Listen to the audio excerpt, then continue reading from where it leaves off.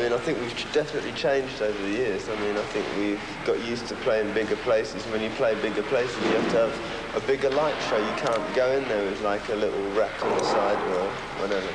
And I think it's a big show. Every time we've gone out, we've got steadily bigger and bigger. It's not like we've said, right, now it's time to sell out. Yeah, I mean, I think I want to buy a house in the country now.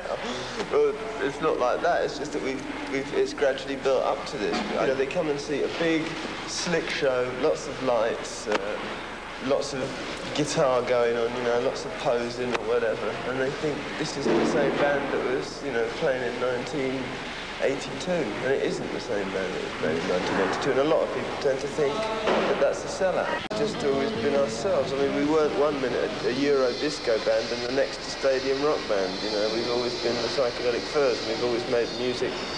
I mean, we have a certain chemistry, you know.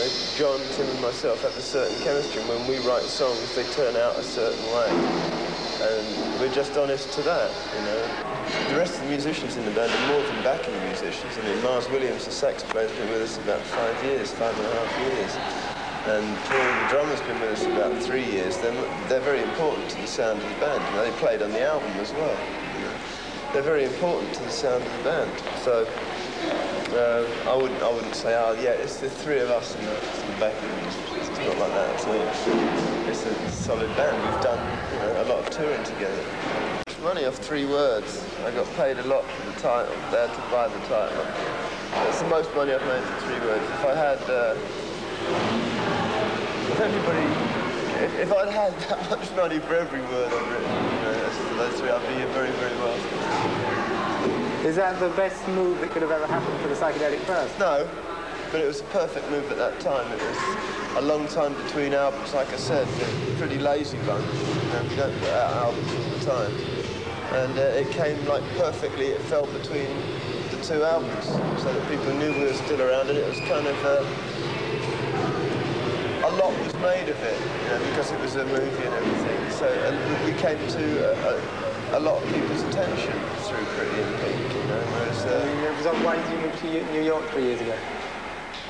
I find it exciting, New York. I got kind of bored with England, and I found the vibe in New York like England used to be in the punk era, you know. It was like New York's constantly 1976 London.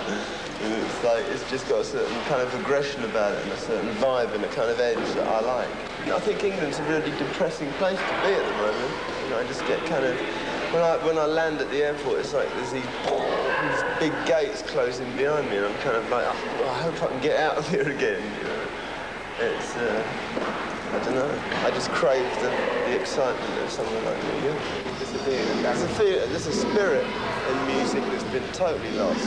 Yeah, there's a feeling of us against them in punk here, in the punk time, which I really liked, you know. And I kind of miss it now. And I think it's too much like everybody sits down and watches Top of the Pops, and the mums like it and the little kids like it. And I'm not interested in that. I hate all that. I don't want, you know, I don't want anybody's mum to like me. I don't want anybody's little kid to like me. You know? So. How can you avoid it then? Because you're still at the moment. That's make music with a bit of bollocks. You know? When our mums and daughters are liking the Psychedelic Furs. I don't think they are. I really don't think they are. I think I'd like to think we come on and mums don't like us.